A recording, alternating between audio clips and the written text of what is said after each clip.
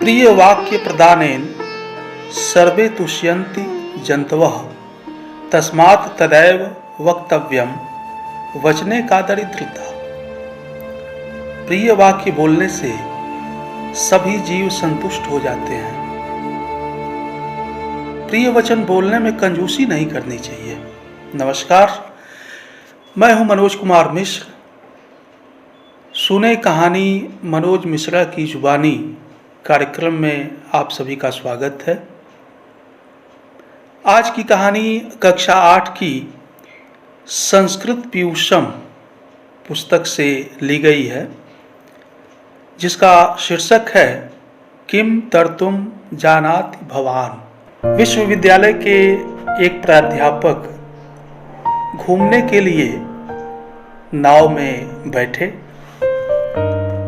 नाव में जल विहार करने का उनका यह प्रथम अवसर था।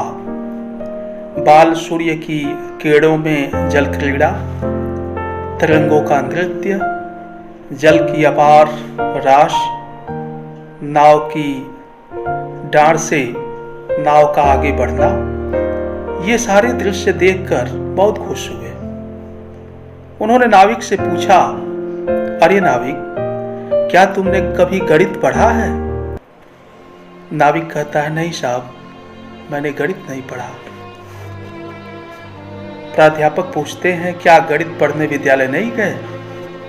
निश्चय ही तुम्हारे जीवन का चौथाई भाग व्यर्थ गया। अच्छा ये बताओ, तुमने रसायन शास्त्र या भौतिक शास्त्र पढ़ा है? नाविक कहता है, साहब, ये मेरे भाग्य में कहां कि मैं रसायन शास्त्र और भौतिक शास्त्र पढ़ता।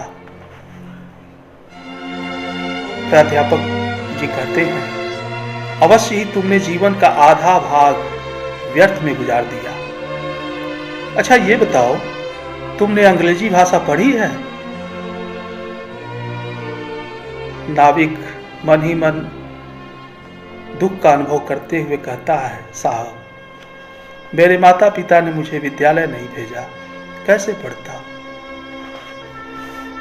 प्राध्यापक कहते हैं, तब तुम्हारे जीवन के 3 हिस्से व्यर्थ हो गए। अचानक लहरों के वेग से नौका डगमगाने लगी और नौका में पानी भरने लगा। नाविक ने घबराहट के साथ पूछा, साहब, क्या आप तैरना जानते हैं? प्राध्यापक महोदय जल के वेग को देखकर डर गए। उन्होंने कहा कि मैं तैरना तो नहीं जानता। नाविक बोला, यदि आप तैरना नहीं जानते तो आपका सारा जीवन बेकार हो गया। मैं तो तैरकर नदी पार कर जाऊंगा, आपका क्या होगा? यदि आप बुरा न माने तो मैं आपको अपनी पीठ पे चढ़ाकर